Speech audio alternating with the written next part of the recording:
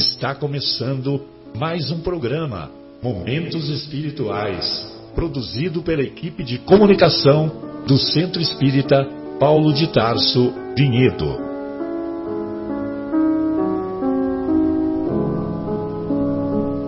Se guardas contigo o estigma do sofrimento, indagando pela solução dos velhos problemas do ser e da dor, se percebes a nuvem que prenuncia a tormenta e o vórtice traiçoeiro das ondas em que navegas, vem conosco, estudemos a rota de nossa multimilenar romagem no tempo, para sentirmos o calor da flama de nosso próprio espírito, a palpitar, imorredouro na eternidade, e acendendo o lume da esperança, perseveremos juntos em exaltação de alegria que Deus, o Pai de infinita bondade, nos traçou a divina destinação para além das estrelas.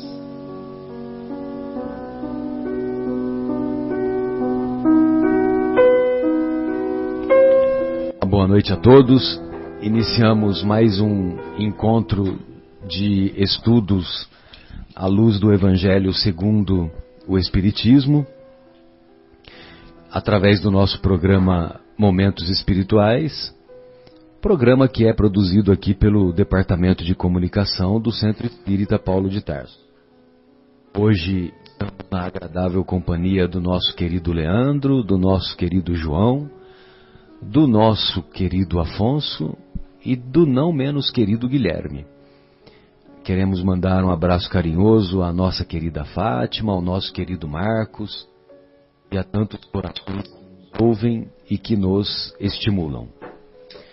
Hoje, na primeira parte do nosso estudo, estudaremos o capítulo 8º de O Evangelho segundo o Espiritismo, capítulo intitulado Bem-aventurados aqueles que têm puro o coração. E depois, na segunda hora, nós estudaremos o capítulo 24 da obra Nosso Lar, ditada pelo Espírito André Luiz, através das abençoadas mãos do apóstolo da caridade Francisco Cândido Xavier. E o capítulo 24 da obra Nosso Lar é intitulado O Impressionante Apelo. Bem, o capítulo 8º de O Evangelho segundo o Espiritismo é uma continuação das bem-aventuranças, e quando Jesus nos afirma que bem-aventurados os puros de coração, porque verão a Deus. Olha só, que coisa maravilhosa, verão a Deus. Mas Deus é imaterial, Deus é espírito. Já pensou quando pudermos ver a Deus? Meu Deus, eu não tenho nem noção disso, né? Se um dia tivermos o privilégio de vermos Jesus, já será, né? Já será como é que se diz, uma honra imerecida, né? Mas lógico que todos nós vamos caminhar para a evolução, uma vez que a evolução é infinita. Jesus hoje é o governador do nosso planeta, é um Cristo planetário, mas ele não governa apenas o nosso planeta. Ele governa 4 outros mundos. Ele governa mais um mundo primitivo, mais um mundo de regeneração, mais um mundo feliz e mais um mundo de pureza celestial, que é aquela divisão, né, que nós encontramos lá no Evangelho segundo o Espiritismo, numa mensagem muito bonita do Santo Agostinho, naquele capítulo Há muitas moradas na casa de meu Pai. E, evidentemente, que Jesus, sendo um Cristo planetário, ele tem outros desafios a resolver, né? Uma vez que o progresso é infinito, a evolução é infinita. Então, eu não imagino Jesus deitado numa nuvem, preocupado com a aposentadoria. Preocupado com a aposentadoria, preocupado com questões de menos relevância. Ou seja, se ele veio mostrar para nós que ele é um líder servidor, que ele serviu o tempo todo, eu não vim para ser servido, eu vim para servir. Então, evidentemente que mesmo estando em esferas mais elevadas, que eu não tenho nem noção como seriam, né? Já pensou como que seriam essas esferas mais elevadas? Então, evidentemente que ele tem os desafios, né? Inclusive, o Chico Xavier conta nessa história toda do não será em 2012, né? Mas será em 2019. Então, o Chico Xavier conta que teve uma reunião nas esferas espirituais e Jesus advogou a causa de nós que vivemos aqui no planeta Terra. Em regime de quarentena. Exatamente, né? Solicitou, essa quarentena que você fala, solicitou mais 50 anos, e se a população, se o planeta Terra não tivesse guerra de proporções mundiais, que haveria muito progresso na ciência, na medicina e mesmo na parte relativa às conquistas espirituais. Essa reunião ocorreu quando o homem chegou à Lua, e quando o homem chega à Lua, esses benfeitores espirituais, esses espíritos crísticos, eles falaram, opa, eles já têm um conhecimento grande agora, e esse conhecimento é preciso ter um controle maior, porque não raro esse conhecimento poderia ser utilizado para questões de destruição de planetas, destruição de asteroides em formação, enfim, né, as mais variadas questões. Pois não, Afonso? Eu me lembro da figura, a imagem que o Emmanuel comenta com o Chico, de que o nosso crescimento ele é promovido por duas asas. Isso. A do conhecimento e a do amor. E quando elas não estão equilibradas, isso acaba promovendo muito desequilíbrio, muita dor. Então, acho que a preocupação da comunidade do Sistema Solar era dos espíritos crísticos, né? Isso população que conseguia sair da órbita do planeta com um conhecimento de proporções devastadoras, mas que ainda não tinha a asa do amor em condição de harmonizar e equilibrar. Então tivemos aí o aval espiritual do nosso Mestre Jesus, e estamos todos nós vibrando e orando e nos transformando, desejando que consigamos chegar até o meio deste ano sem uma guerra de proporção. Exatamente. Seria 20 de julho, né, a data, né, que foi 20 de julho, a data que o homem chegou à Lua, não é isso? 20 de julho ou 20 de junho? Eu sempre me confundo, julho. Mas eu acho também, Afonso e amigos, que essas mudanças já têm ocorrido, né? Já têm ocorrido. Por exemplo, na minha área de atuação, 20 de julho. Isso mesmo. Então, na minha área de atuação, que é o câncer de mama, câncer ginecológico, na década de 90, as drogas que eram utilizadas para quimioterapia, a ação delas era muito limitada, entendeu? E hoje é impressionante o resultado com o tratamento. Muitas vezes a paciente tem que fazer a quimioterapia antes de ser operada. E o tumor responde de tal maneira que ele desaparece. Desaparece. Tanto é que tem muitas situações que nessa área de atuação, os cirurgiões estão questionando a real necessidade de operar. Entendeu? Porque muitas vezes as pacientes, se elas forem apenas acompanhadas, muitas vezes não teria necessidade de operar. Então isso ainda está sendo um questionamento, né? A gente precisa aguardar como é que vai ser os resultados futuros, porque os resultados vêm com o tempo, né? Com o auxílio do tempo, que nós vamos ter essa ideia mais clara. Mas de qualquer maneira, isso que o Chico Xavier previu, que haveria um avanço muito grande na medicina, nós já temos visto com profundidade e no nosso dia a dia. Muito bem. Então, voltando aqui para o texto do Evangelho, vale a pena a gente ler essa passagem que Jesus abençoa as crianças, que é uma passagem que é muito tocante, muito comovente, né? Então, isso se encontra lá nas anotações do evangelista Marcos. Apresentaram-lhe então algumas crianças, a fim de que ele as tocasse. E como seus discípulos afastassem com palavras ásperas os que lhas apresentavam, Jesus, vendo isso, zangou-se e lhes disse: deixai que venham a mim as criancinhas, e não as impeçais, porquanto o reino dos céus é para os que se lhes assemelham. Digo-vos em verdade, que aquele que não receber o reino de Deus como uma criança, nele não entrará. E depois de as abraçar, abençoou-as, impondo-lhes as mãos. É muito bonito, né? É muito comovente, né?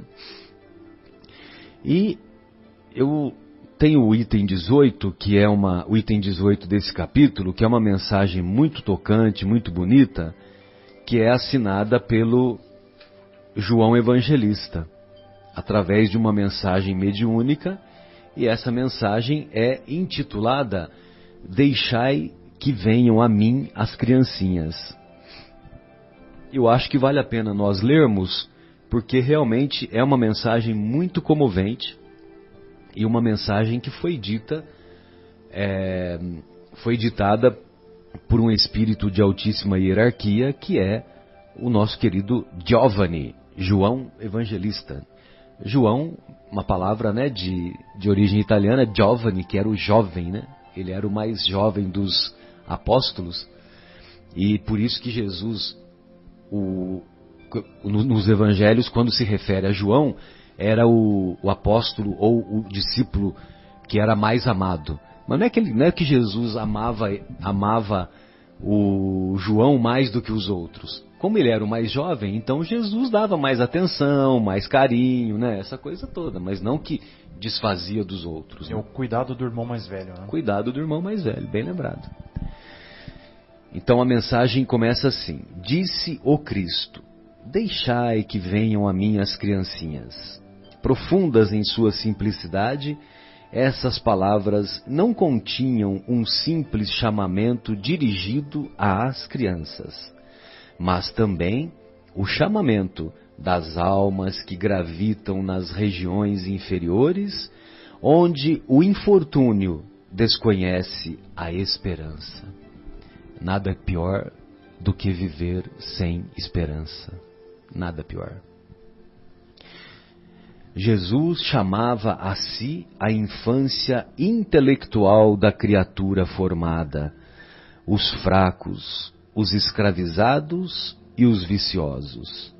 Ele nada podia ensinar à infância física presa à matéria, submetida ao jugo do instinto, ainda não incluída na categoria superior da razão e da vontade que se exercem em torno dela e por ela.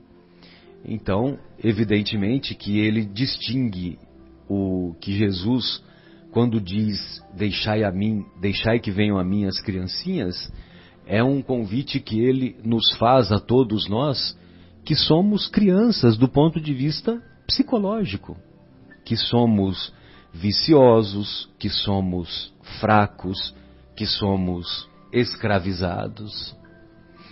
Então, vejam vocês que esse convite, deixai que venham a mim as criancinhas, é mais sublime, mais profundo do que se imagina.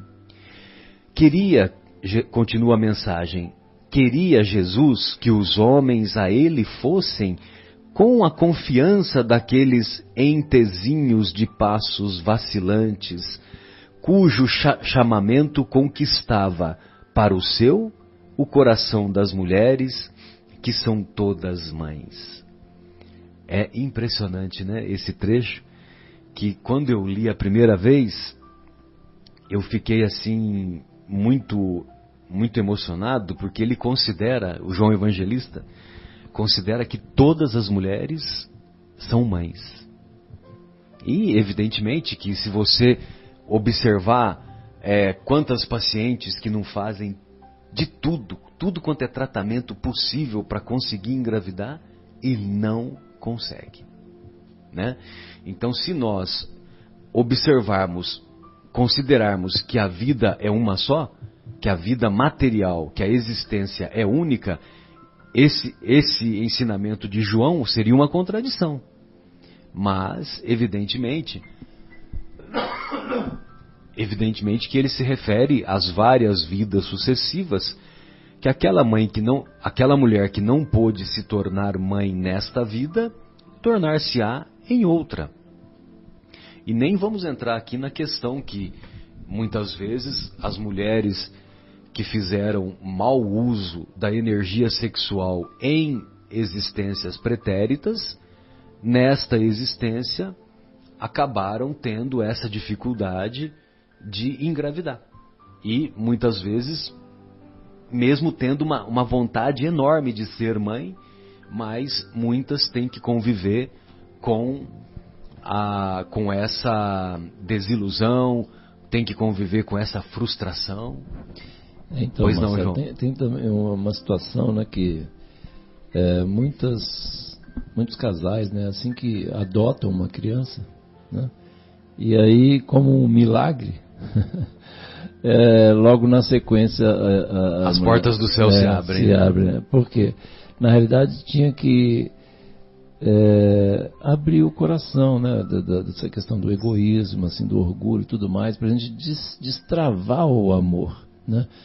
Aquela questão que até a gente comentou outro dia, que assim, teve numa situação trágica, teve um acidente com ônibus, com um monte de crianças, a gente só quer saber do nosso filho, não quer saber do filho do vizinho, tal, sabe? Quer dizer, então assim, na realidade todos nós somos irmãos e todas as crianças são nossos filhos, né? Então assim, a partir do momento que o casal, vamos dizer assim, né, abre o coração e aceita outro ser, né, que realmente às vezes estava bem programado lá, às vezes não, né, sempre assim, está programado, certamente está programado, nasceu lá, mas era para ser filho deles, não tinha que ir lá, depois que aceitar aquele ali, você vai ter o direito a oportunidade de gerar um filho. Mas é um negócio, né, tem vários casos assim, eu conheço vários.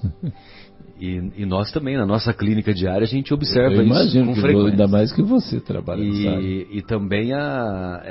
E também, mesmo que não tenha adotado, mas a partir do momento que aquela paciente consegue resignar-se e aceitar aquela situação, sem nenhum sentimento de revolta, a partir desse momento também há um destravamento, como você colocou. Há um controle da ansiedade, e mesmo sem ter adotado, né, um filho, as portas do céu acabam se abrindo, né? Submetia assim as almas à sua terna e misteriosa autoridade, continua João Evangelista. Ele foi o facho que ilumina as trevas, a claridade matinal que toca a despertar. Foi o iniciador do espiritismo que a seu turno atrairá para ele não as criancinhas, mas os homens de boa vontade. Está empenhada a ação viril. Já não se trata de crer instintivamente, nem de obedecer maquinalmente. É preciso que o homem siga a lei inteligente, que se lhe revela na sua universalidade. E o mesmo João escreveu em seu Evangelho: conhecereis a verdade, ou busqueis a verdade, e a verdade vos libertará. Então, quando nós verdadeiramente olhamos para dentro de nós mesmos, fazemos aquela viagem mais importante, né? Qual que é a viagem mais importante que nós devemos fazer? é a viagem interior, é a viagem que é 10 centímetros aqui para dentro, né? Então, não é conhecer São Francisco, conhecer os países europeus, conhecer os países orientais e tal. Essa viagem é uma viagem passageira, muito legal, quem pode conhecer, mas não é o mais importante. A mais importante viagem é essa viagem interior. É essa viagem que vai fazer com que sejamos capazes de desenvolvermos as virtudes morais e nos despojarmos de nossas sombras. Quantas sombras ainda somos portadores? Eu gosto muito da visão que a doutrina dos espíritos ela empresta ao Mestre Jesus, porque antes dessa forma nós tínhamos a leitura de que ele viera para nos sofrer as penas e os equívocos, né? Que ele seria o grande portador das nossas dores. O que eu acho muito pesado e difícil e bastante angustioso. Quando João fala ele é o facho de luz que ilumina as trevas, eu acho que é uma imagem muito mais real, porque ele na verdade desce de regiões inimagináveis para a nossa condição evolutiva, para vir ter conosco pessoalmente e nos dar o convite e a notícia da Boa Nova. Então acho que a doutrina dos Espíritos ela traz uma visão um pouco mais real da personalidade daquele que nós intitulamos como mestre. Sem dúvida. Inclusive também muito mais consoladora, né, confortadora, uma coisa esclarecedora mesmo, né, porque assim, era sempre para mim antes assim, que eu até aos 25 anos era católico e tal, com todo respeito por todas as religiões, mas assim, tinha uma série de coisas que ficava complicado pro meu coração entender como é que era essa questão, de trazer né, limpar os pecados, como é que é esse negócio, como é que vai ser essa questão de sofrimento. Jesus, nada que eu lia, ele era mensageiro de coisa difícil ou trabalhosa, ele era um mensageiro de luz. Sempre que eu via as palavras, assim, eu falei, nossa, tem alguma coisa errada de interpretação nessa questão. Eu sempre pensava assim, mas era um nó para minha cabeça, né? Mas assim, porque era tudo sempre muito luminoso. As palavras dele, né, são todas muito luminosas, né? O Sermão da Montanha, cada coisa maravilhosa. Aí eu falei, como é que fica esse negócio? Tinha alguma peça que estava faltando naquele quebra-cabeça ali, né? Aí o Espiritismo veio trazer, esclarecer isso aí, né? Igual como o próprio Marcelo falou, que já tinha sido dito pelo próprio João, né? Quer dizer, que nós conheceríamos a verdade, né? E a verdade nos libertaria. Libertaria de quê? A verdade é uma luz, né? É. Ela torna claro, né? Esclarecer é tornar claro. Né? E aí, assim, libertar de quê? Libertar daquela situação, que estava preso, não sabia para onde ir, o que fazer, da agonia. Das amarras aos vícios, das amarras às nossas fraquezas, das amarras às escravidões, né? E aí para a gente poder, vamos dizer, enxergar qual o caminho a seguir. Por onde? Como é que a gente vai enxergar se estiver tudo escuro? Né? Tem que estar claro, né? Muito bom. E aí continua o nosso querido João Evangelista nessa mensagem. Ele termina assim: meus bem-amados, são chegados os tempos em que, explicados, os erros se tornarão verdades. Ensinar-vos-emos o exato sentido das parábolas e vos mostraremos a forte correlação que existe entre o que foi e o que é. Digo-vos em verdade, a manifestação espírita avulta no horizonte. E aqui está o seu enviado, que vai resplandecer como o sol no cume dos montes. Sensacional. Uma poesia, né? Uma coisa maravilhosa, assim. Esclarece e ainda nos deixa assim inebriados de tanta beleza, né? Exato, porque quando vem o Kardec trazer o Evangelho segundo o Espiritismo, com todo respeito aos nossos irmãos que honestamente seguem outras denominações religiosas, mas no cristianismo, de posse daqueles 5 princípios da doutrina espírita, Deus, imortalidade da alma, comunicabilidade com os espíritos, reencarnação e lei da evolução, de posse desses conceitos, nós temos condições de compreender o verdadeiro sentido das parábolas e dos sermões que Jesus nos deixou. Então fica fácil de você entender. Agora, se você não tem essa visão da imortalidade da alma, para que as bem-aventuranças? Para que as bem-aventuranças? Para que ser manso de coração? Para que ser manso de coração? Para que... por que eu vou sofrer? Por que eu vou sofrer? E ele deixa claro, bem-aventurados os aflitos, porque serão consolados. Nós aprendemos com a dor. A dor é pedagógica. A dor, ela é um instrumento de aprendizado que nos ajuda a nos fortalecer. Só que se nós não temos essa visão da continuidade da vida, esses ensinamentos perdem o sentido. E aí aquele exemplo que você deu aí, né, que a gente estava conversando agora há pouco, né, dos casais que têm dificuldade para ter filhos e tal. E aí a partir do momento, né, que os pais, que eles aceitam de bom coração aquela situação, pronto, eles se libertam do sofrimento, né? E olha como é que assim é difícil, porque na realidade assim a gente tem, nós todos, né, que passamos, né, pelas provações e tal, na hora que a gente está no meio do redemoinho lá, é complicado mesmo de pensar, né? Então, sem qualquer crítica a essas queridas mães, né, que passam por situações tão difíceis, eu entendo absolutamente, perfeitamente, né?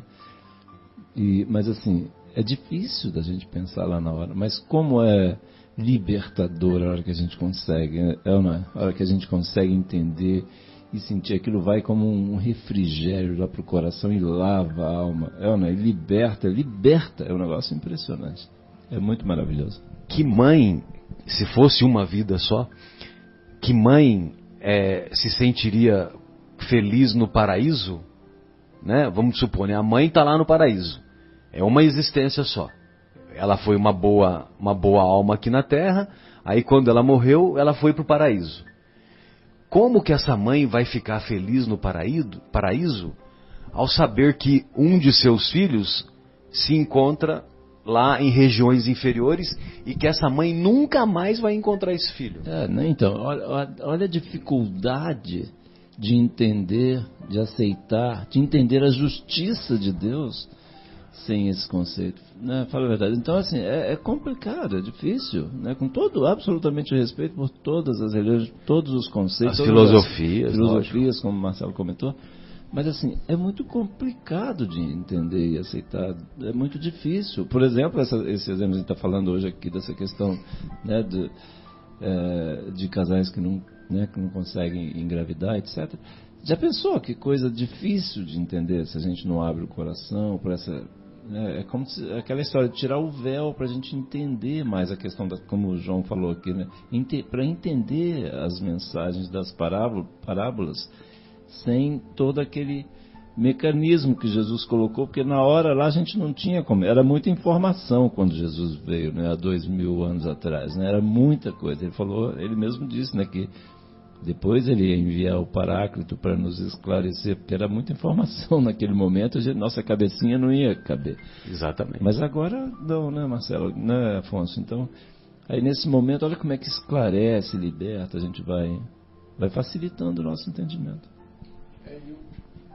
O próprio conceito de bem-aventurados os puros de coração, porque verão a Deus, nós precisamos refletir que a unicidade da vida não permitiria essa transformação. Já a multiplicidade de vidas, ela propõe que você tenha oportunidade de refazer o que você fez mal feito. Então, através do processo da escolha, fundamentalmente, que você acaba se cansando da ilusão e você deseja acertar, você se posiciona na intenção e no desejo de corrigir os seus impulsos, os seus pensamentos, e aí você vai conquistando, na verdade, uma pureza que ela é construída com a intenção de que ela seja um fato, não é um presente que cai dos céus, não é uma sorte que você tem de encontrar ela pronta, mas é uma construção diante dos equívocos que passam a doer muito na consciência e na alma. A própria consciência busca refinar o seu alimento, que é de cunho eminentemente espiritual, através dos pensamentos e sentimentos. Então esse conceito ele só pode ser válido quando você tem a multiplicidade de vidas e a misericórdia atuando junto, amenizando a justiça de Deus. E a multiplicidade de vidas, Afonso e amigos, ela não nos deixa desamparado da esperança. Agora, a unicidade de vida, para que viver?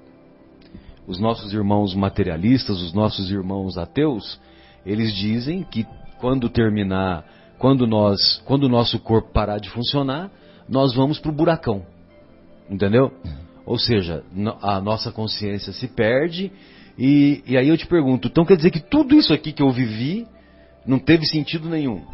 Todos os meus amores, todas as minhas paixões, todas as horas de trabalho, as minhas horas de trabalho, tal, tudo isso aqui é um teatro, então. Perda de tempo. É, uma perda de tempo, isso é um teatro. E lógico que na primeira dor que eu tiver, por que eu vou ficar sofrendo? Né?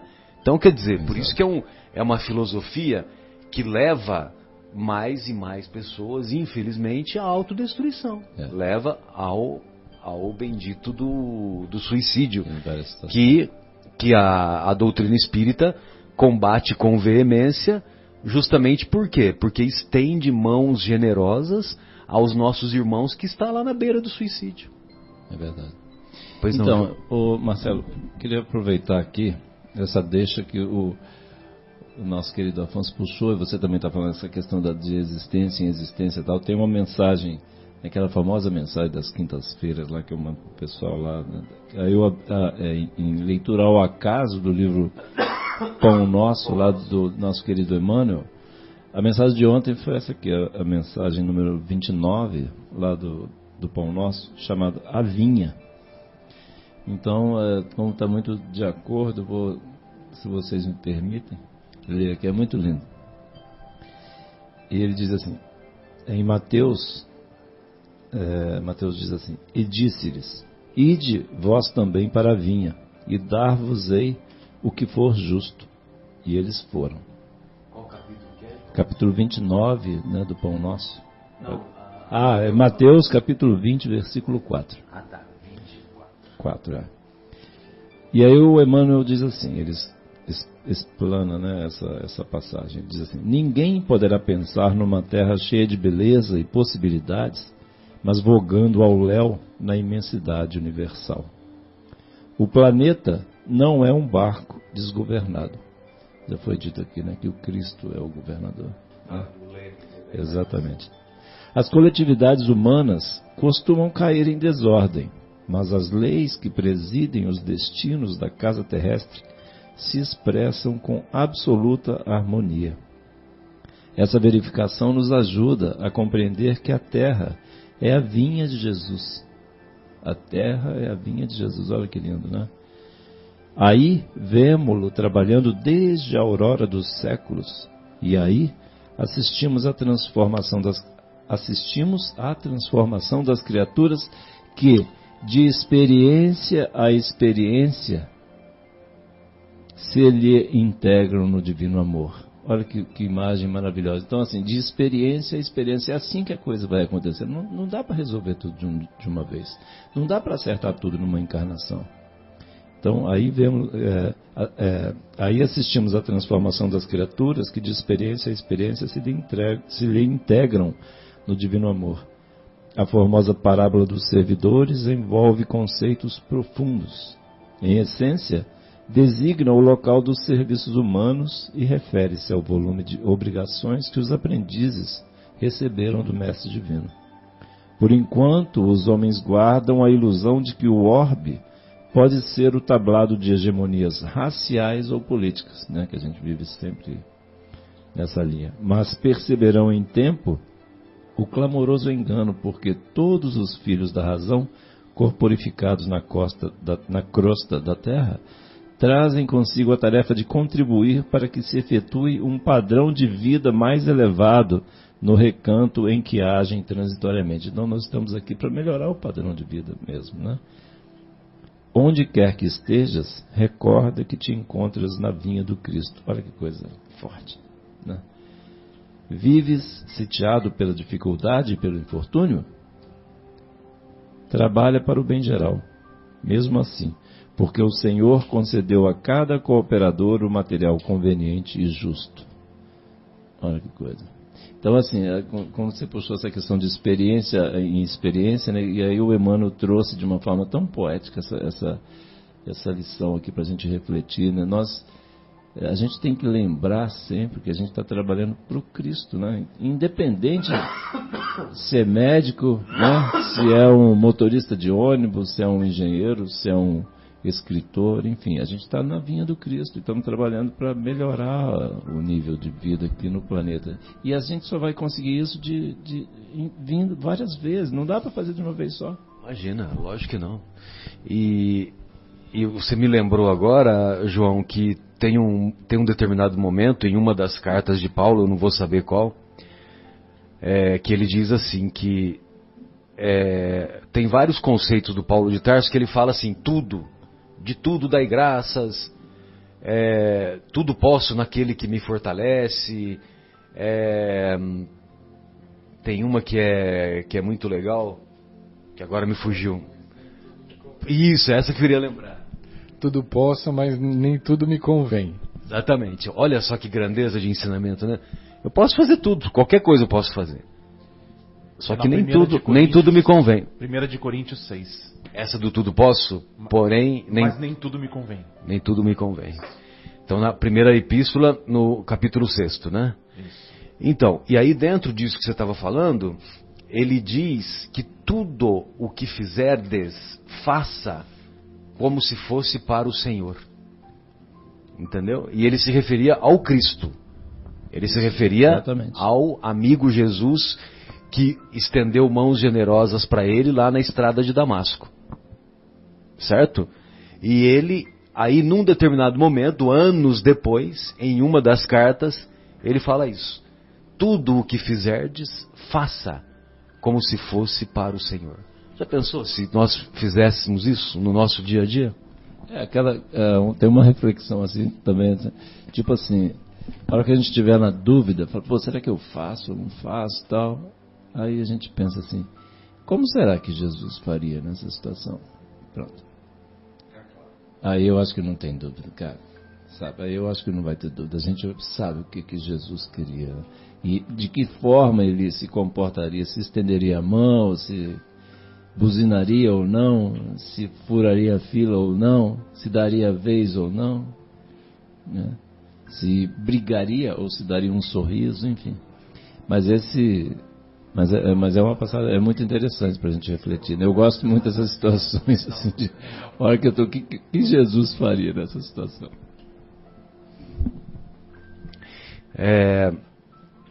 Nós separamos aí alguma coisa do vivendo o Evangelho? Acho que vale a pena. Colossenses 3:23. Qual? Tudo que fizerdes? Fazer de todo o coração como se fosse para o Senhor. Como se fosse para o Senhor. Colossenses 3:23. Colossenses era... Lembra de que uma das maravilhas do mundo antigo era o Colosso de Rhodes? Colosso de Rhodes. Você lembra disso? Lembro. Então, agora eu não sei se Colossenses é por causa disso. É possível que seja, né? Mas eu não tenho certeza. Né? Que é uma das 7 maravilhas do mundo antigo. teve uma época que eu sabia de cabeça, né? Que era as pirâmides do Egito, o Colosso de Rhodes, tinha mais outras lá que agora eu não me lembro, vou falar bobagem. Conseguiu aí, João? Do Vivendo o Evangelho? Você quer ler? Não, pode ler você. Lê e a gente vai comentando. Tem essa lição aqui, eu acho muito linda. A primeira lição aqui, é a lição número 97, né? Que chama-se Comece Agora. Ele diz assim, André Luiz. Então é do livro Vivendo o Evangelho, volume 1, André Luiz, psicografado pelo Antônio Baduy Filho, né? Então, André Luiz diz assim: converse, mas não critique. Olha que coisa interessante. Como é que a gente, nas rodas de... Até um parênteses aqui, eu sempre uma brincadeira que eu sempre gostava de fazer quando eu me mudei para São Paulo e tal. E aí eu conheci Espiritismo, comecei a estudar mais, né? E a gente... O que é comum? A gente começa uma rodinha, vai tal, na hora do almoço, lá tal, começa a falar, daí a pouco começa, né, de riçar o pau, né, Marcelo? Começa a falar mal, tal, não sei o quê. Aí eu tenho até hoje, uma brincadeira que eu falo assim, eu brinco assim, falo só assim, você viu o jogo ontem? Mas é para mudar, né? É impressionante como isso muda, né? As pessoas, aí o nego fala assim, mas qual jogo? Eu falei, sei lá, é só para mudar esse assunto aqui, porque a gente precisa parar com isso, né? Mas é porque realmente a primeira coisa que ele diz, converse, mas não critique. A gente acaba, como a gente cai nessa situação, não é, gente? Não é, Marcelo? Quem conviveu com o Chico diz que, mas o pessoal vai falar, mas ele era o Chico, né? Tudo bem, ele era o Chico, mas ele deu exemplos dignificantes, exemplos retos, né, para nós. Então quem conviveu com o Chico sempre diz que o Chico era brincalhão, fazia piada, entendeu? Contava anedotas, né? Inclusive tinha anedotas que ele falava, olha gente, nosso Senhor jamais faria isso aqui é uma anedota, né? Então e todo mundo ria, né? Mas no meio lá deles, né? Porque você imagina, né? Ele passava a madrugada, depois que terminavam os trabalhos, ele passava a madrugada, tomava o café, conversando com o pessoal, tanto em Uberaba quanto em Pedro Leopoldo. E as conversas jamais eram pautadas para críticas, né? Para críticas para quem quer que fosse. Que coisa, né? Jamais. Olha que exemplo, né? Você seguiu, era aquele ambiente assim, super agradável, cafezinho, pão de queijo, não sei o quê, mas não tinha. Muito amor. Então isso a gente precisa, né? A questão do orar e vigiar, a gente precisa vigiar as nossas conversas. Então o André Luiz diz assim, converse, mas não critique. Comente, mas não malicie, né? Será que a gente... Outra coisa que a gente faz com muita frequência e sem necessidade, né? É uma puerilidade, uma infantilidade, né? A gente ficar maliciando, tempo, ironizando, né? É verdade. Então é a próxima agora. Relate, mas não ironize. Eduque, mas não agrida. Olha essa outra aqui. Ensine, mas não violente. Dê liberdade, a gente precisa dar liberdade às pessoas para elas aprenderem ou se modificarem quando quiserem, né? Da mesma forma que nós temos essa liberdade. E respeitar o momento da criatura, né? Às vezes você quer ensinar alguma coisa que está além da capacidade de caminhar daquela pessoa, porque nada dá saltos. Então você tem que aprender a respeitar o limite de cada um. Então isso às vezes é violentar, né? Você revela mais do que a pessoa tem condição de assimilar. Até lembrando a nossa querida Dona Marta, minha amiga querida lá de São Paulo, que já está do outro lado, ela dizia assim, tem hora que é só rezar. A gente chega, conversa, não tem jeito, fala, reza para a pessoa, porque entrega para Deus. Aí vai estar em boas mãos, está nas mãos de Deus. Então ele diz, ensine, mas não violente. Aí a outra, ajude, olha essa, né, para os caridosos de plantão, ajude, mas não humilhe, né? Conheça, mas não ostente. Olha só que legal. É só porque, nossa, eu já tenho décadas estudando espiritismo, por exemplo, ou estudando qualquer coisa que seja, e aí a gente conhecer, mas ficar ostentando isso aí. Que coisa, como perde valor, como fica vulgar, né? O nosso espírito quando se porta dessa forma, né, Afonso? Aconselhe, olha essa, Marcelo. Aconselhe, mas não obrigue. A gente quer aconselhar, mas tem que seguir aquele conselho. Perdoe, mas não imponha. Vou perdoar desde que você nunca mais faça isso. Qual é a condição? Atenda, mas não se irrite. Às vezes a gente vai atender, mas no meio do caminho, né, Afonso? No meio do caminho lá a gente perde a paciência. Tá? Foi cheio de boa intenção, mas perdeu a paciência. Já pensou, Afonso? É verdade. Nós fazemos às vezes as orientações espirituais, né? Já pensou a gente está atendendo lá e irritado lá com as pessoas? Não tem cabimento. O que nós vamos oferecer para ela, né? Então, né, olha só, ainda tem mais. Aí André Luiz ainda fala assim: dirija, mas não tiranize. Olha só quantos exemplos. Eu acho que é que eu sempre falo aqui, né? Fico sendo repetitivo aqui, mas assim, o André Luiz nos dá o passo a passo, assim, para a gente. Não, como é que eu vou melhorar? Como é que eu vou ser bom? Como é que eu vou seguir o Cristo? Está aqui, o André Luiz fala. Deu um monte de exemplos aqui, em várias lições, vários livros. É só a gente ler e ter a coragem, né? Como diz o nosso querido Fabinho. Um abraço aí, Fabinho. A gente ter a coragem de seguir o Cristo. Dá trabalho, mas assim, é a única forma da gente ser feliz, né? É então, a porta estreita, né? Exatamente. Dirija, mas não tiranize. Sofra, olha essa também, sofra, mas não reclame. Senão não adianta nada, você ficar sofrendo, vai ficar reclamando e tal, vai ter que sofrer tudo de novo. Perdendo tempo. Vença, mas não despreze. Olha que lindo. Olha, a última para concluir aqui. Ame, mas não condicione. Condicionar o amor é uma coisa muito, né, baixa, né? E o André Luiz conclui assim: a pureza... Agora é que vem a cacetada. Né? Agora vem aquela passada de mão assim na orelha, assim, né? A pureza de coração não se adquire de uma hora para outra. Acompanha a evolução espiritual na viagem dos séculos e resulta do aperfeiçoamento íntimo. Contudo, nada impede que comece agora. Então, né, Marcelo, assim, vamos começar já esse negócio, né? Vamos começar, então, perdendo tempo, por quê? Aquilo que a gente brinca de vez em quando, pô, quantos quilos de arroz, quantos litros de leite, quantos quilos de feijão, quantos litros de álcool, gasolina que a gente já abasteceu, quanta roupa, tal, que a gente, quanto recurso Deus já nos ofereceu, né? E quanto mesmo que a gente já avançou? Então, assim, é para a gente refletir, né? Isso eu não estou falando no sentido de incriminação, estou falando que, assim, para eu ouvir mesmo aqui, para todos nós, refletirmos. A gente precisa, igual a mensagem de Emmanuel, né, que eu li agora há pouco, assim, a gente precisa efetivamente melhorar o padrão de vida na Terra. Não é errado a gente buscar conforto, a gente buscar... Não, muito pelo contrário. Faz parte do progresso. Mas a gente precisa melhorar principalmente nosso coração, né? Muito bom.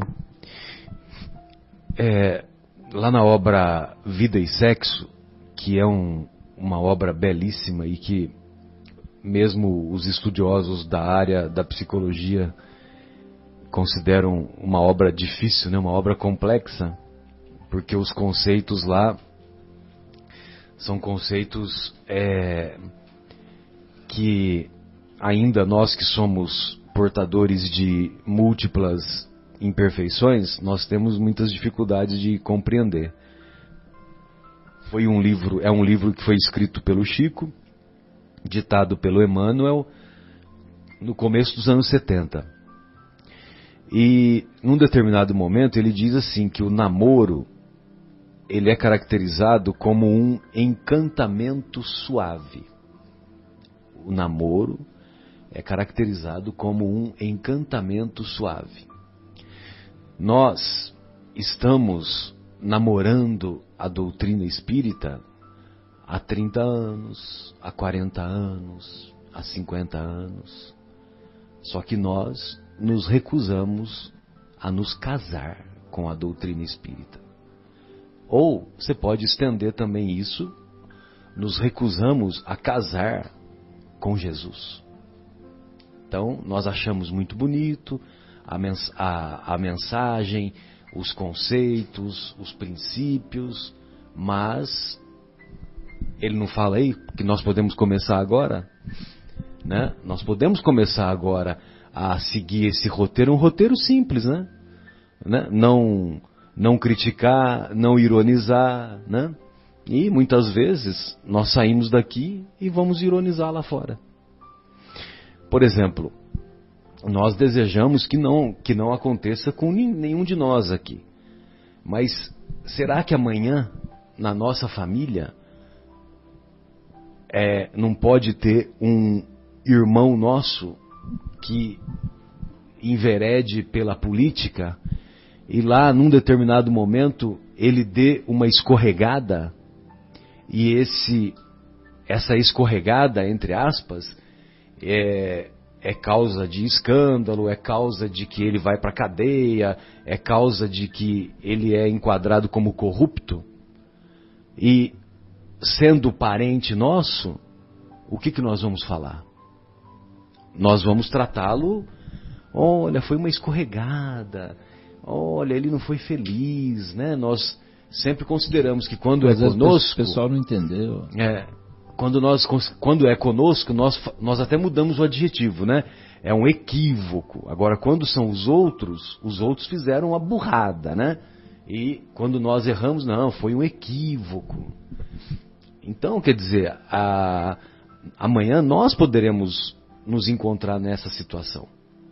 Então, é muito fácil nós irmos para as redes sociais e xingarmos os nossos irmãos que se encontram, alguns presos, outros que provavelmente estão a caminho da cadeia, mas eu acho que nós só teremos autoridade moral para fazermos isso se nós pelo menos fizermos um Pai Nosso sentido por cada um desses nossos irmãos que infelizmente fraquejaram e se encontram nessa situação de corrupção. Então, Marcelo, aí a gente lembra daquela passagem lá da mulher adúltera, né? Quer dizer, atire a primeira pedra. Quem tiver com a consciência absolutamente limpa, atire a primeira pedra, né? Jesus, olha a grandeza, a grandiosidade do coração, né? Da visão de Jesus, né? O pessoal todo viviam, como o Marcelo diz, vivia querendo dar um nó lá em Jesus, né? Mas assim, e ele respondia, né, com aquele coração grandioso dele, porque ele já sabia tudo que o pessoal queria fazer com ele. O pessoal estava querendo dar um nó, ele já estava voltando, né? Já tinha um script, né? Não tinha sinuca de bico para ele, né? Não existe. Sinuca de bico ele tira de letra. E aí, falando nos nossos irmãos, né, que são políticos, o pessoal sempre fala, principalmente, tá muito em voga nessa questão de política e tal, não sei o quê. Mas assim, os nossos representantes, eles são efetivamente os nossos representantes, né? Assim que a sociedade melhorar... São reflexo da nossa sociedade. Exatamente, assim que nós melhorarmos, eles vão estar melhor. Porque eles fazem parte de nós, não existe nós e eles na realidade. Somos nós. São alguns de nós que estão lá nos representando. Então, assim, exatamente o nível de sentimento que rola nos nossos encontros em clubes, colegas, amigos no trabalho. Será que a gente é sempre consciência limpa em nossos relacionamentos no trabalho? Desprovido de imperfeição. Desprovido de um desejo de puxar o tapete, alguma coisa do gênero, né? O André Luiz deu um monte de recadinho aqui, de exemplo para a gente fazer. Será que nós estamos fazendo assim? Então, assim, é muito simples jogar pedra, né, Marcelo? Você está falando da questão dos políticos e tal, por exemplo. Mas são os nossos representantes, não é, Guilherme? São eles que assim, refletem a nossa realidade interna. E se a gente for parar para pensar, fazendo um estudo aqui do Brasil, né? A corrupção que a gente tem notícia mais forte começou desde a colonização portuguesa, alguns séculos atrás. Ainda que hoje um de nós possa dizer: eu tenho a minha consciência tranquila, que eu não faço nada errado. Mas quem garante que não fomos nós há 500 anos atrás que demos início a algo, né, em outras vidas pretéritas, e que começamos e daí geramos tudo isso que a gente vê hoje. Então até nesse caso a gente tem sim a culpa pretérita, né? Agora, bom, eu particularmente não posso dizer que eu não tenho absolutamente nada a confessar, né? Sempre que eu entro na igreja eu falo assim: tomara que o padre não esteja lá no confessionário, senão eu vou ter que ir lá, né? Mesmo sendo espírita, eu vou lá e converso com ele um pouquinho para aliviar um pouco assim a culpa, né? Sem dúvida. De vez em quando você faz isso? Eu não sabia, é legal. Não, mas o padre é, antes de tudo, um psicólogo, né? E ele vai ser útil para te dar a orientação necessária, sem dúvida. Com relação ainda às críticas, principalmente aos que socialmente estão expostos, né, os seus equívocos, os seus erros, e muitas vezes nós nos desequilibramos com um julgamento muito forte, muito ácido, e eu acho que ainda isso é um reflexo da nossa visão de vida única, não é? Porque com relação às informações que nós conseguimos obter pela doutrina dos Espíritos, e que o João reforça isso, o evangelista, nosso querido João, dizendo que a verdade nos libertaria, quando você passa a entender que somos todos submetidos à lei de ação e reação, de causa e consequência, se por um instante você reflete nesta realidade que rege não só o nosso planeta, mas toda a criação, nós deveríamos ter uma compaixão muito mais presente, porque aqueles que erraram fragorosamente, como temos tido, infelizmente, tantos exemplos, coletivamente, que não são erros pontuais, mas que atingem uma coletividade inteira, a sua própria consciência terá um trabalho muito grande para se refazer perante essa mesma consciência, porque não passará o tempo antes que isso não aconteça. Pode demorar o tempo material, mas a consciência busca reparação sempre, é da lei. Então imaginemos a dor que estas consciências enfrentarão e as dificuldades para se refazer perante uma coletividade tão grande. Isso deveria nos colocar em uma situação um pouco mais fraterna, de compaixão, para que nós, através da prece, pudéssemos fortalecer essas criaturas que muitas delas ainda estão errando, não é? Quer dizer, ainda levarão um tempo longo para despertar a própria consciência, mas que indubitavelmente, mais dia menos dia, estarão aí às portas da reparação. E essa reparação costuma ser muito difícil e dolorosa. Que nós aprendamos a ter, com a multiplicidade da vida, essa visão de compaixão com os equívocos nossos e do próximo. Só para concluir, para a gente passar para a leitura do nosso lá, queria comentar o seguinte. Até outro dia, foi quando você estava viajando lá no céu, lá, né? E Congresso Espírita de Uberlândia. Exatamente. Então, até o Marcos falou, nossa, como esse capítulo 5º, ele é longo, que é o capítulo né, que trata dos aflitos, né? Então, hoje nós estamos tratando dos que têm puro o coração, são os que não são aflitos. Então, assim, o capítulo 5º, ele é realmente mais longo, porque tem que tratar de um monte de aflição que a gente carrega, tal, né?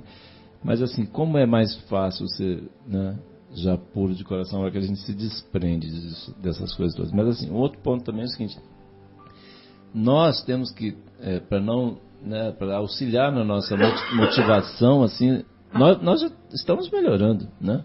Hoje a gente já está aqui discutindo, pensando, né, preocupados, né? Antes a gente nem se preocupava com isso. Então, assim, já é um grande passo, né, Guilherme, para o nosso progresso.